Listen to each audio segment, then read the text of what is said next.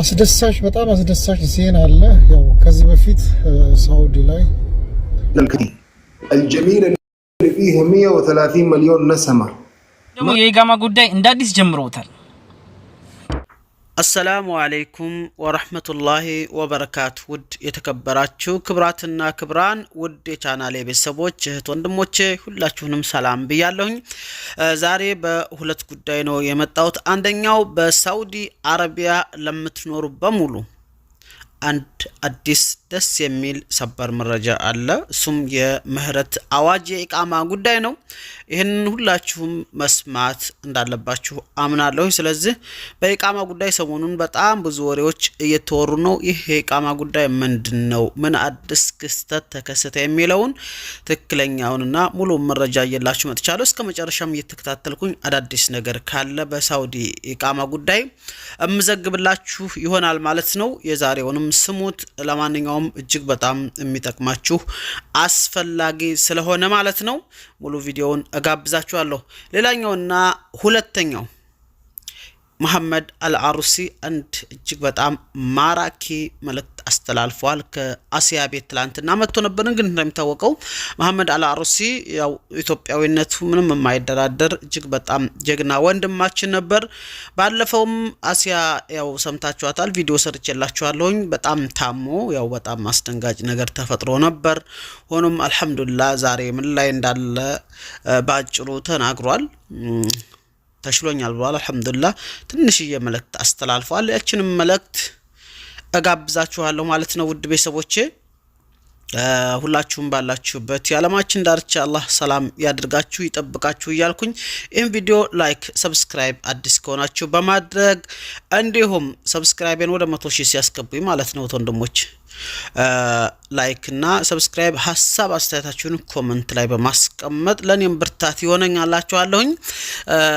ኢቃማ ጉዳይ የሰው ልጅ በጣም አሁን ሰዓት እየተበሉም ነው የሚበሉም አሉ። ትክክለኛው ምንድነው የሚለውን እንዲሰሙት ለሁሉም ግን ሼር ማድረግ እንዳትረሱ እያልኩኝ ወደ ሙሉ መረጃ እንለፍ። በድጋሜ መልካም ቆይታ። الجميل اللي فيه 130 مليون نسمة ما فيها أخبار إيجابية تشرح الصدر من يوم ما نقوم من الصباح ونشوف. أكيد في، لكن هناك من لا يريد أن نطلع أو نهتم بهذه الأخبار الجيدة، ولذلك نريد أن نسمع عن إثيوبيا، وفي إثيوبيا كل خير عما يتعلق بالبلد والشعب. الله يجزاكم خير إن شاء الله. نحن نحبك يا أبو محمد، يا أبو محمد اتصل، أنا حطيت لك رقمي هو نفس الرقم، نتقابل يوم الاثنين إن شاء الله بإذن الله. سم حاضر إن شاء الله. إن شاء الله. حياك وبياك. الله وشكرا لكم على سعادتكم. بارك الله فيك وجزاك الله خير. رعاك الله وحفظك إن شاء الله. الله يطبق باللهبت. نودها لن برتا تبراتا دكتورية بتعمل من وده دكتور حبيبي أني وده عرسي ستين نو أني وده ليلا عندي وزن بمالت له إزاي كنت بقول شرنيو شو زين بقول ريكورد مية درجو لزانو حبيبي أنا جداوي على فكرة. أنا خريج تعالى وده يتنسى نبت على عماشنن وده يكين عندك إزاي هون بيه ባጭሩ ስለ መሐመድ አልዓሩሲ የምነግራችሁ የተጨነቃችሁ ያሰባችሁት ወንድሞቼ ተሽሎታል። ያው ሪከርድ ሲያወራም ስለሰማሁት ሪከርድ ያረኩት ግን ለኢትዮጵያኖች ያስተላልፈውን ኢትዮጵያኖች 130 ሚሊዮን ህዝብ ባለባት ሀገር ተቸግረው በየሀገሩ ሲንከራተቱ ማየት አንፈልግም። አላህ Subhanahu Wa Ta'ala ኢትዮጵያኖችን ይጠብቃቸው፣ ኢትዮጵያኖችን የተሻለ ህይወት ይወፍቃቸው ነው ያለው። አሁን ግን ወደ ዋናውና አንገብጋቢ ጉዳይ የሳውዲ ኢቃማ ጉዳይ እናልፋለን። አብራችሁ ይቆዩ። ሰላም አለይኩም ወራህመቱላሂ ወበረካቱ። አስደሳች በጣም አስደሳች ዜና አለ።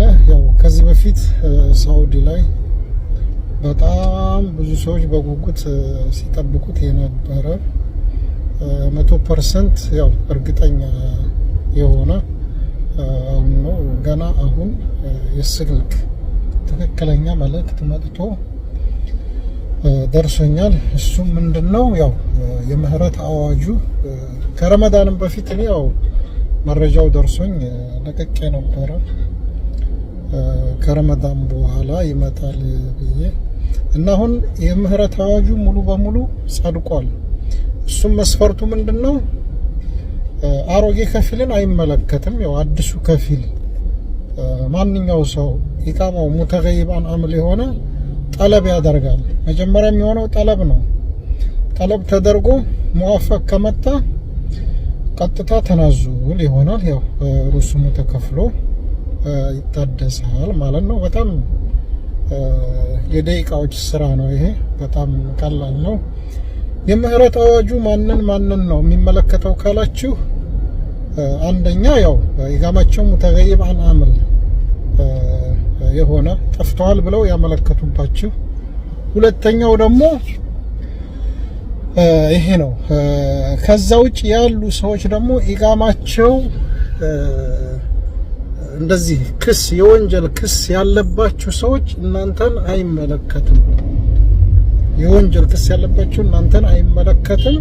መስፈርቱ እንደነገርኳችሁ ነው። ስራው አሰራሩ ምንም ተአብ የለውም። ምንም ደላላ ያስፈልገው ምንድነው ማድረግ ያለባችሁ?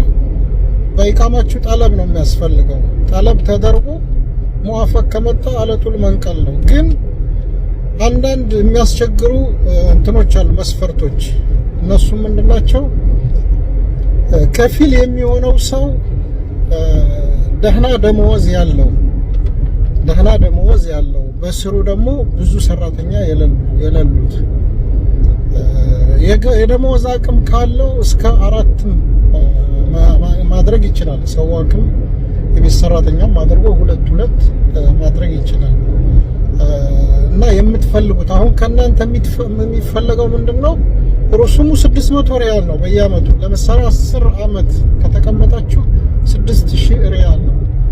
ገረማ 500 ቅጣት አለ 6500፣ የተናዙል 2000 8500 ብር ያው ኢቃማው ይጠናቀቃል ማለት ነው።